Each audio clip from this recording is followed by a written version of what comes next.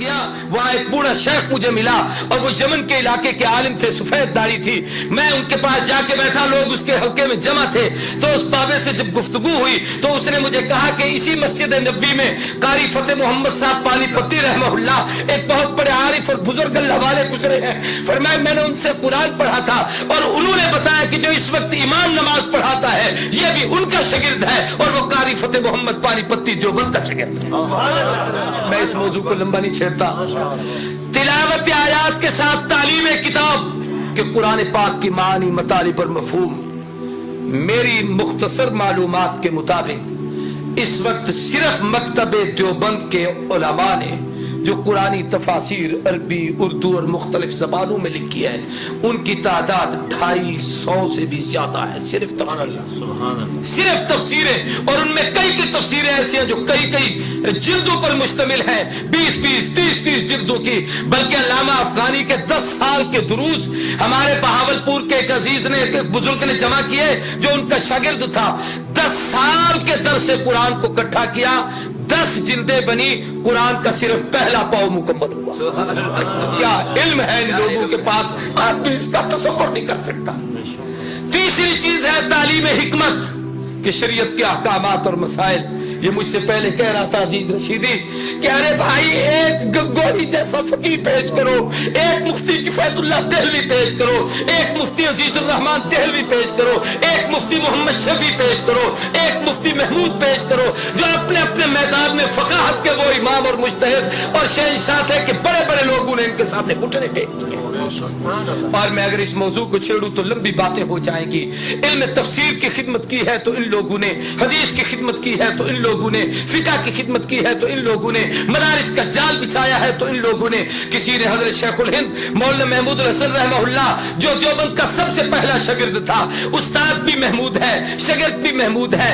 ایک چھوٹے سے انار کے درخت کے نیچے ایک استاد اور شاگرد بیٹھ کر علم کو سیکھ رہے ہیں. اور شاگرد محمود نے جب وہ محمود حسن بن گئے, علامہ زمان بنے, تو کسی نے کہا حضرت آپ کی کوئی تصنیف تو ہمارے سامنے نہیں آئی, آپ اتنے بڑے علامہ کہلاتے ہیں. فرمایا میاں میری تو ہر میدان میں تفسیر ہے, تو میری تصنیف ہے, کس میدان کی تصنیف دیکھنا چاہتے ہو, کون سی کتاب پڑھنا چاہتے ہو؟ اس نے کہا جی ہم نے تو کوئی نہیں دیکھی. فرمایا میرے قرآن کی تفسیر میں اگر کوئی تصنیف دیکھنا چاہتے ہو شبیر احمد عثمانی کو دیکھ لو, علم حدیث میں میری کوئی تصنیف دیکھنا چاہتے ہو میرے شاگرد انور شاہ کو دیکھ لو, اگر فقاہت میں میری کوئی تصنیف دیکھنا چاہتے ہو میرے عزیز الرحمان اور کفایت اللہ کو دیکھ لو. فرمایا اگر تم لوگ میری تصنیف کو دیکھنا چاہتے ہو, سیاست کے میدان میں کچھ پڑھنا چاہتے ہو میرے شاگرد عبید اللہ سندھی کو دیکھ لو. اگر تم میری تصنیف پڑھنا چاہتے ہو جناب والا تاریخ کے میدان میں مجھے کچھ دیکھنا چاہتے ہو میرے ایک ہی شاگرد تصوف کا امام اشرف علی تھانوی کو دیکھ لو. میرے اگر تم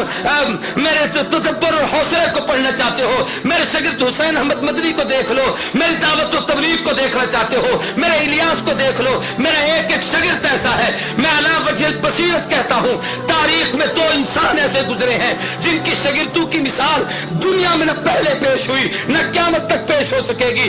پہلے دور میں امام اعظم نعمان ابن ثابت ابو حنیفہ امت کا وہ فقیہ اور مجتہد تھا جس کے شاگرد ایک ایک شاگرد ایسا تھا جس کی مثال دنیا نہیں دے سکی.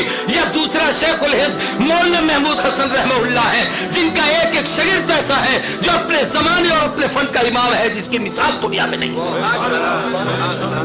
میں اس موضوع کو لمبا نہیں کرتا, میں مختصر بات عرض کرتا ہوں.